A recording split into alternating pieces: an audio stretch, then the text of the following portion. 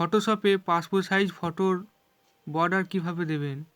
যে কোনো passport size photo border দেওয়ার জন্য প্রথমে কন্ট্রোল-A প্রেস করে সিলেক্ট অল করে নেবেন। কন্ট্রোল-A প্রেস করে সিলেক্ট অল, এরপর সিলেক্ট অল করার পর এখান থেকে দেখতে পাচ্ছেন এডিট অপশানে চলে যাবেন। এখান থেকে দেখতে পাচ্ছেন স্টোকে ক্লিক করবেন। এরপর এখান থেকে কালারটি ব্ল্যাক সিলেক্ট করে এখান থেকে 3px করে এখানে সেন্টার করে দেবেন।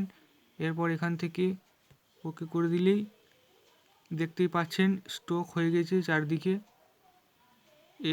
এবং এই সিলেকশনটাকে ডিসিলেক্ট করার জন্য কন্ট্রোল-D প্রেস করবেন। কন্ট্রোল-D প্রেস করলে ডিসিলেক্ট হয়ে যাবে। দেখতেই পাচ্ছেন চার সাইডে বর্ডার হয়ে গেছে। ভিডিওটি ভালো লাগলে অবশ্যই একটি লাইক, কমেন্ট, শেয়ার করে পাশে থাকবেন এবং অবশ্যই কমেন্ট করে জানাবেন ভিডিওটি কেমন লাগলো। ধন্যবাদ।